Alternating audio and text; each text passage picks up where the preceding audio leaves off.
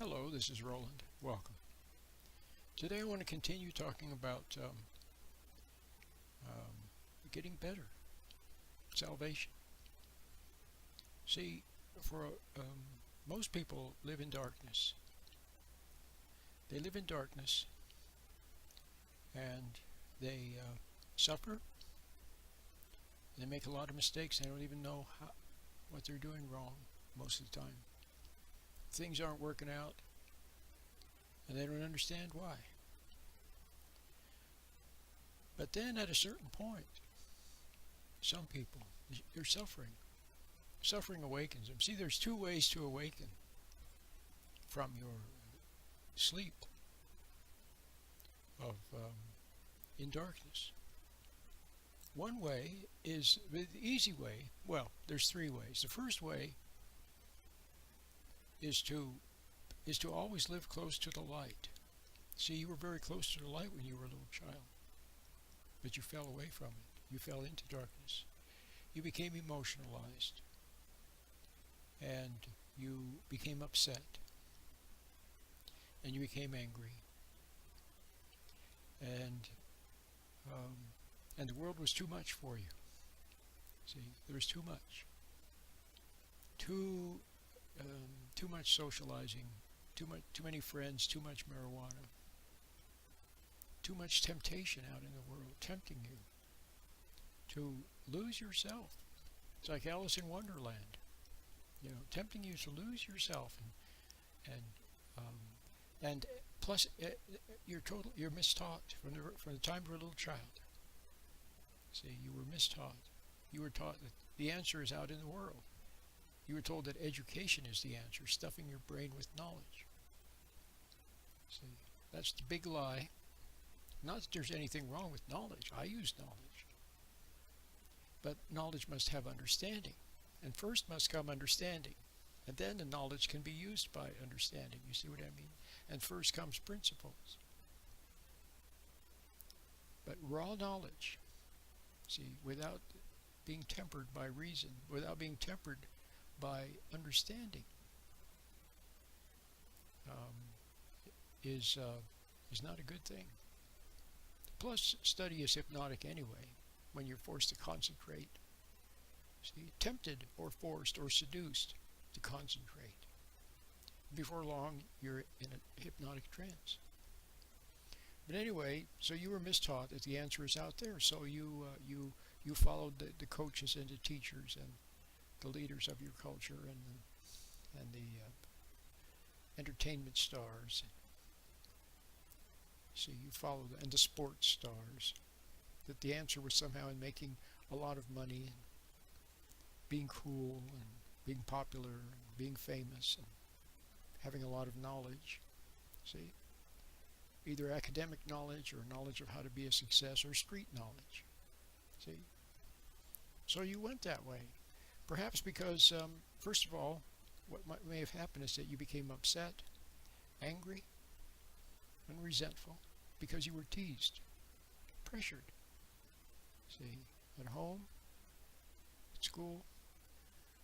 But when you respond to the outside pressure with anger, and then especially when you respond with resentment, then you begin to feel empty inside. So you lose contact with the inner ground of good, and then you become outer directed, and then you feel empty because, see, what could have come from within, wisdom, grace, talent, understanding, see, happiness, peace of mind, all the things that could have come from within, you lost touch with them. You lost contact. You became dissociated from them.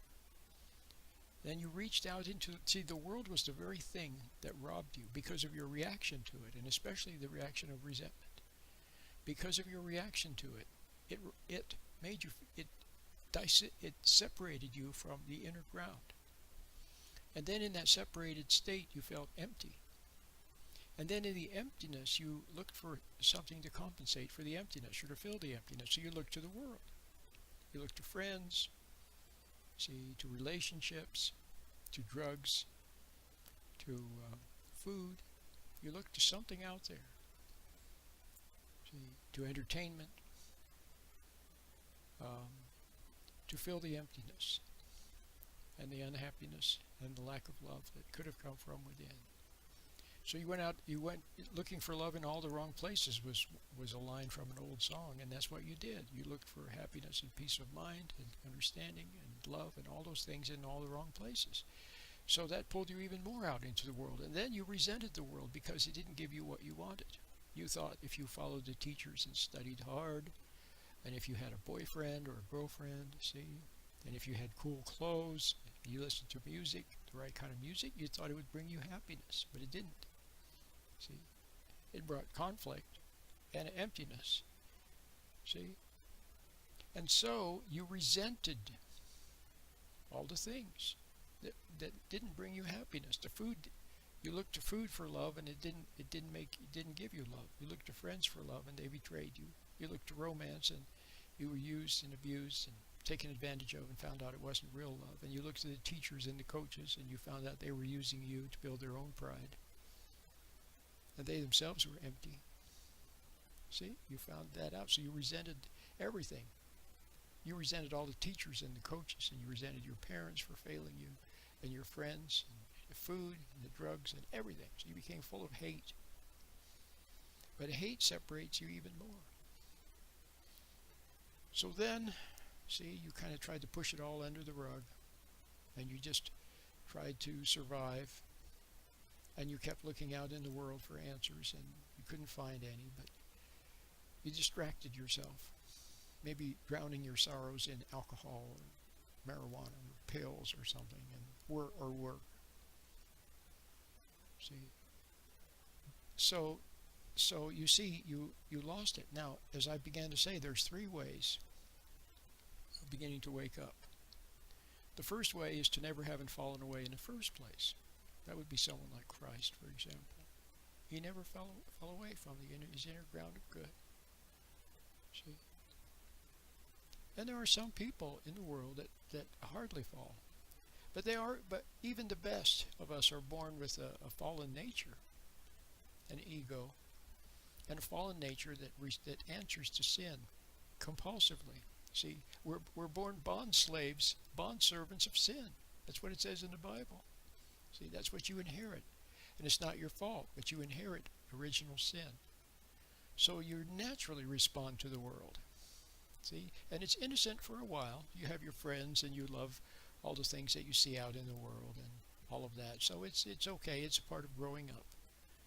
But then at a certain point, when, like I said, you became separated from your inner good, and then you look to the world for more than it can offer, which is very little. See, that's where your problems begin.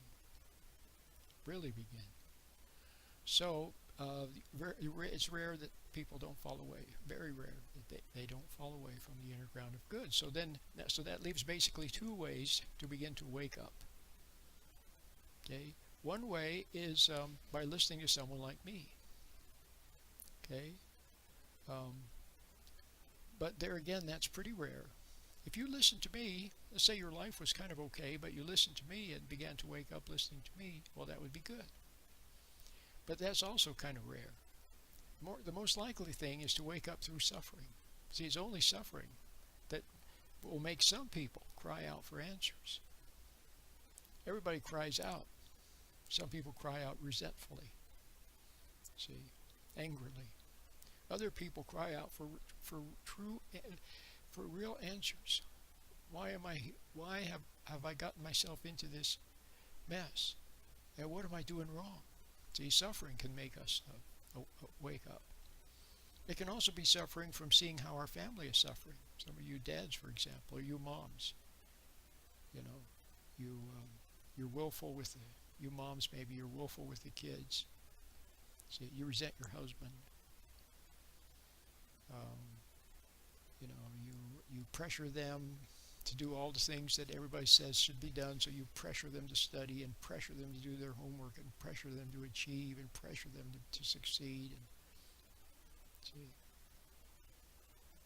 And then one day, then you see your kids suffering. Or maybe they rebel. Some kids rebel, you know. They go to the street or to drugs, or they end up in jail. See? Well, seeing that, Or you just see your kids suffering from your willfulness trying to run their life, and see, and resenting your husband. You see the kids suffering, and that makes you cry out for real answers.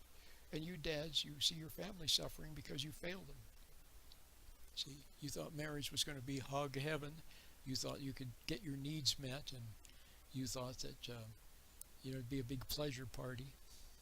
See, you thought you could be like a big kid, and just go to work, and then on weekends watch ball games or barbecue, and you thought that's all that was required of a dad, and you found out your family is suffering. See, and so some men, maybe only a few actually, but maybe more than a few, the more the better, of course, begin to cry out for answers. Or their wife says, I'm leaving you, or something. So they cry out for answers. See? And then, see, you can also then hear someone like me. And then all of a sudden now you're ready. You are ready because of your suffering to listen. See? And then when you hear the truth, it has a ring to it. See? And you begin to wake up. Okay? Well, so that would be that's so those people who do wake up, they have a change of heart and begin to respond to within, which now feels like conscience. See, if you had always remained close to your inner ground of good, which you were close to when you were a little child, then it never would have felt like conscience. It would just be your intuition. See, what you know in your heart. Then, like I always say, then you could have been an Einstein or a Beethoven or a Madame Curie or a Susan B. Anthony, see, or a Paul, a Jeremiah, see, a Ruth. And it would have been beautiful. But instead you fell away from that, and then you compensated on the outside. And then the conflict that you feel within, or the anxiety, see, is your conscience, which has never left you. It's the inner light from God. See, now instead of being a light unto your feet, which is what it's supposed to be, guiding you and protecting you each step of the way, leading you to a happy life, see, a development of your talents and true purpose and meaning and all the good things, success even, prosperity, it led you to all the good things. But instead you fell away from it, so now it feels like conscience. But see, the good part about that is that it means that it's still there. It's still there, called very gently, tapping on the door of your mind and calling you back. See? So all you have to do is begin to pay attention to your conscience again. And the first thing it'll do is it'll make you feel bad, show you how, see, and if you're lucky, it will grow stronger. And then you begin to feel like a nothing, which is what you are, big nothing. See, a compensated nothing, an angry nothing. See, without any understanding. And then for being a nothing, then you are reborn. See, and then you have a new nature which grows as the years go by through all the things that you encounter in your life. Now you meet life properly. See, and everything, even the stresses that you meet, or the temptations, or whatever you encounter, persecution, anything, it then strengthens your character. You grow stronger. See, and then you have character. Whereas before you had no character, you only had compensation. So, hope you enjoyed today's little talk. And we'll see you again next time, Lord willing, and the creek don't rise.